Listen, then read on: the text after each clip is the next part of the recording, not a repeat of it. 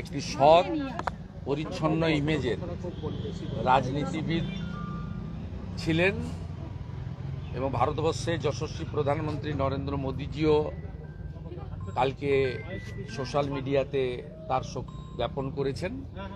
শুধু পশ্চিমবঙ্গ নয়, গোটা ভারতবর্ষ জুড়েই এই মহান মানুষটির প্রতি শ্রদ্ধা জ্ঞাপন হচ্ছে এবং তিনি পশ্চিমবঙ্গের একজন রাজনীতিবিদ এবং সংসদীয় গণতন্ত্রের অন্যতম শরিক হিসেবে তার ভূমিকা রেখে গেছেন। আমরা ভারতীয় জনতা পার্টির বিধায়করা যারা কলকাতায় ছিলেন, আমার উপস্থিতিতে আমরা পুষ্পার্ঘ্য নিবেদন করে তার বিদেহী আত্মাকে শ্রদ্ধা জ্ঞাপন করলাম।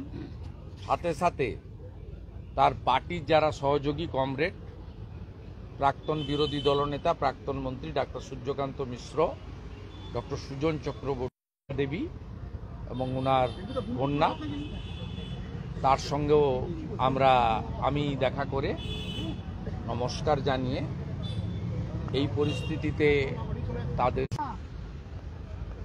বুদ্ধবাবু 2006 সালে আমি বিধায়ক হয়েছিলাম। বুদ্ধবাবু দ্বিতীয়বারের জন্য মুখ্যমন্ত্রী হয়েছিলেন। দ্বিতীয়বার ঠিক নয়, তৃতীয়বারের জন্য। কারণ 2001-এ নির্বাচনের আগে জ্যোতিবাবু পদত্যাগ করে ওনাকে দায়িত্ব দিয়েছিলেন। পরে 1-এ জিতেছিল এবং 1-এর পরে 2-এও 235 আসন নিয়ে বক্তব্য শুনতাম এবং আত্মসহায়ক ধরিয়ে দিতেন। আমার সঙ্গে অনেকবার টেলিফোনেও কথা বলেছেন বিষয় অ্যাজ এ মুখ্যমন্ত্রী, অ্যাজ এ বিধানসভায় হতো। কিন্তু আমার সঙ্গে কথা ওনার হয়েছে প্রথম 2007 সালের 12ই মার্চ। রাজ্যপালের ভাষণের উপরে বক্তৃতা ছিল এবং আমার বক্তব্য শেষ হওয়ার পরে মাননীয় বুদ্ধদেব বাবু আমাকে হাত বিছে ডেকেছিলেন, হাত দিয়ে। এবং অনারেবল স্পিকার তখন ছিলেন প্রয়াত হাসিম আব্দুল হালিম। তিনি আমাকে মার্শালকে পাঠিয়ে বললেন, মাননীয় মুখ্যমন্ত্রী আপনার সঙ্গে কথা বলতে চান। তা আমি অধ্যক্ষ মহোদয়ের পিছন দিয়ে গিয়ে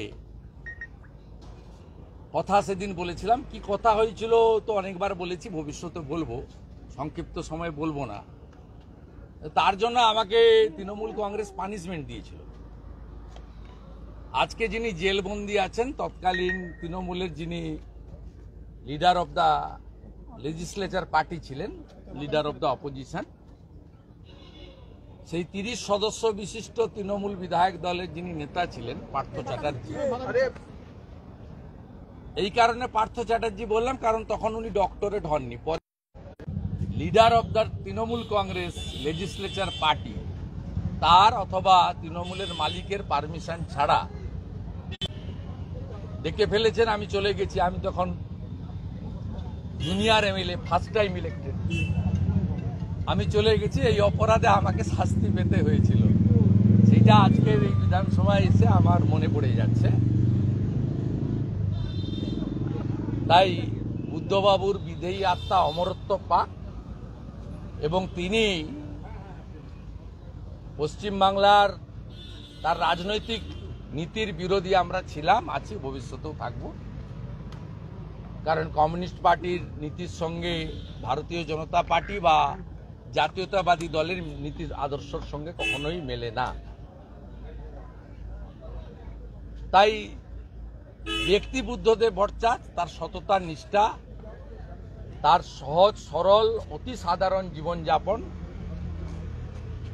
আজকের দিনের রাজনীতিবিদদের কাছে একটা বড় ব্যতিক্রমী দৃষ্টান্ত বলে আমি মনে করি।